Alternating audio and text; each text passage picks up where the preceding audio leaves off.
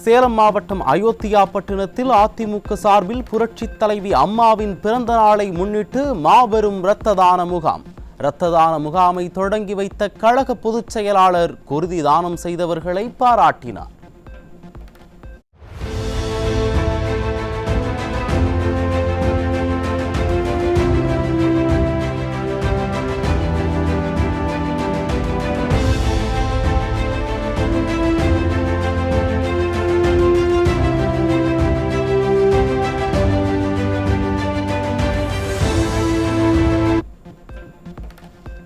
மக்களவை தொகுதி மறுசீரமைப்பு தொடர்பான அனைத்து கட்சி கூட்டத்தில் அதிமுக சார்பில் பங்கேற்பார்கள். அதிமுக பொதுச் செயலாளர் எடப்பாடி கே பழனிசாமி அறிவிப்பு. அனைத்து இந்திய அண்ணா திராவிட முன்னேற்ற கழகம் வருகின்ற 5ஆம் தேதி நடைபெறுகின்ற அந்த கூட்டத்தில் கலந்து கொள்ளும். எல்லாமே அங்கே எங்களுடைய நிலைப்பாட்டை தெளிவாக எடுத்துரைக்கும். ஸ்டாலினின் திமுக அரசு உரிய நடவடிக்கை எடுக்காததால் கள்ளச்சாராய மரணம் தொடர்ந்து நிகழ்கிறது. எதிர்க்கட்சித் தலைவர் எடப்பாடி கே பழனிசாமி குற்றச்சாட்டு. தமிழகத்தில் பல்வேறு இடங்களில் கள்ளச்சாராய விற்பனை அமோகமாக நடக்கிறது. ஆத்தூர் கூட ஊடகத்திலையும் பத்திரிகையிலையும் வெளியில் வந்தது. மிகுந்த வேதனை அளிக்கின்றது. இன்றைக்கு பலமுறை ஊடகத்தின் வாயிலாக பத்திரிகையின் வாயிலாக இந்த அரசாங்கத்துடைய கவனத்திற்கு கொண்டு வந்திருக்கின்றோம். இன்றைக்கு தமிழகம் முழுவதும் போதை நடமாட்டம் அதிகரித்திருக்கின்றது.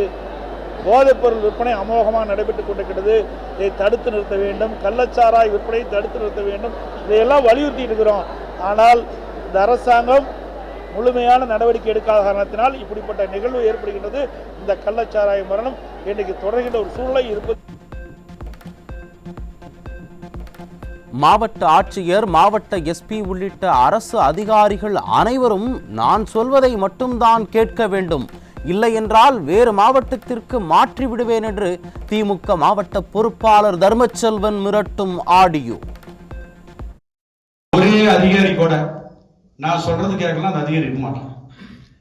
இதுல யாரும் தலையிட முடியாது. நீங்க நினைக்கிற ஆளுங்கெல்லாம் சொல்லி அந்த ஆளுங்களை மாற்ற முடியாது. நான் லெட்டர் வச்சாதான் மாற்ற முடியும். அதை நீங்க உணர்ந்துக்கணும். சரிங்களா? கலெக்டர் நான் சொல்றதா கேட்கணும், எஸ்பி நான் சொல்றதா கேட்கணும், கீழே இங்கிற அத்தனை நிர்வாகம் நான் சொல்றதா கேட்கணும். கேட்கலன்னா அவங்க இருக்க மாட்டாங்க. நிர்வாக திறனற்ற திமுக ஆட்சியில் அரசு ஊழியர்களுக்கு துளியும் பாதுகாப்பு இல்லை என்று எதிர்க்கட்சித் தலைவர் எடப்பாடி கே பழனிசாமி தொடர்ந்து கூறி வரும் நிலையில் அது மீண்டும் நிரூபணம்.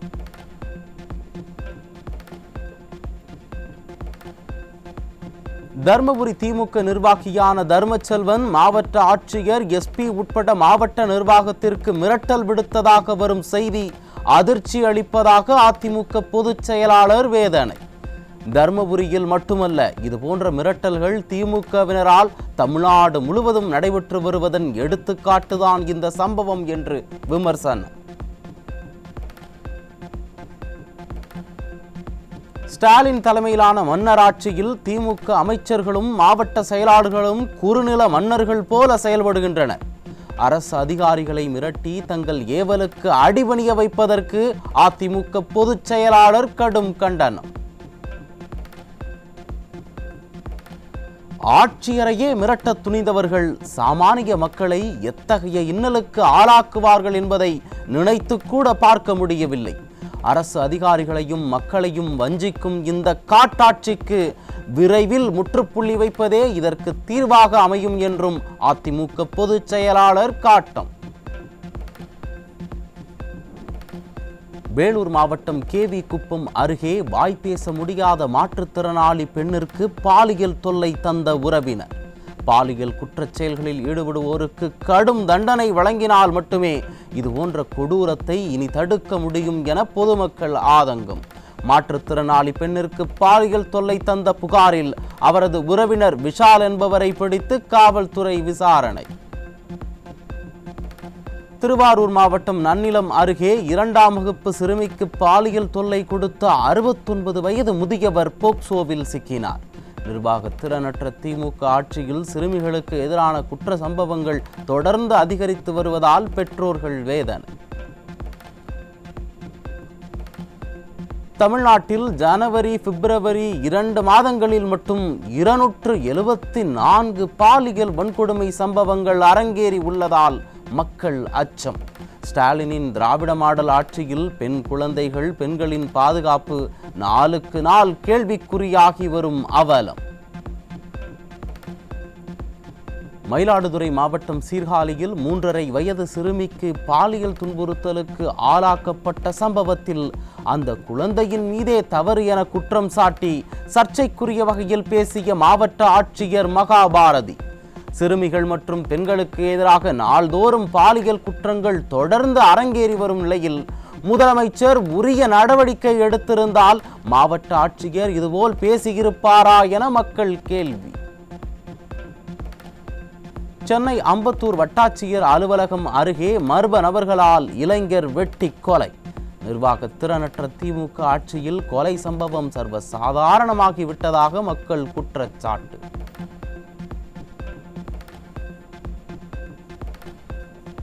தமிழகத்தில் கடந்த ஜனவரி 1ஆம் தேதி முதல் தற்போது வரை 2 மாதங்களில் 187 கொலை சம்பவங்கள் அரங்கேறிய அவலம். சட்டம் ஒழுங்கை காக்க தவறிய நிர்வாக திறனற்ற திமுக ஆட்சியில் கொலை சம்பவங்கள் சர்வசாதாரணமாகிவிட்டதாக மக்கள் குற்றச்சாட்டு. திருச்சி விமான நிலையத்தில் ஹைட்ரோபோனிக் வீட் போதைப் பொருள் பிடிபட்டது. மைனாரிட்டி பாஜக ஆட்சியில் விமானம் மூலம் போதைப் பொருள் கடத்தல் போன்ற சட்டவிரோத சம்பவங்கள் தொடர்ந்து அதிகரித்து வருவதாக மக்கள் வேதனை. கள்ளக்குறிச்சி மாவட்டம் சின்னசேலம் அருகே 110 லிட்டர் கள்ளச்சாராயம் பறிமுதல். ஏற்கனவே கள்ளக்குறிச்சி கள்ளச்சாராயத்தால் பலர் உயிரிழந்த நிலையில் மீண்டும் கள்ளச்சாராயம் விற்கப்படுவது போலீசாரின் அலட்சியத்தை வெளிப்படுத்தியுள்ளது. திருநெல்வேலி மாவட்டம் நாங்குநேரி அருகே காரில் கடத்தி வரப்பட்ட 100 கிலோ கஞ்சா சிக்கியது. ஸ்டாலின் கட்டுப்பாட்டில் உள்ள காவல்துறையின் அலட்சியத்தால் காய்கறிகளின் வரத்தை விட அளவுக்கு அதிகமாக கஞ்சா கடத்தல் நடந்து வருவதாக மக்கள் குற்றச்சாட்டு. திருவள்ளூர் மாவட்டம் செங்குன்றம் பகுதியில் 40 கிலோ எடை கொண்ட கஞ்சா சிக்கியது. திமுக ஆட்சியில் போதைப் பொருட்களை கட்டுப்படுத்த முடியாமல் போலீசார் திணறி வருவதாக மக்கள் குற்றச்சாட்டு.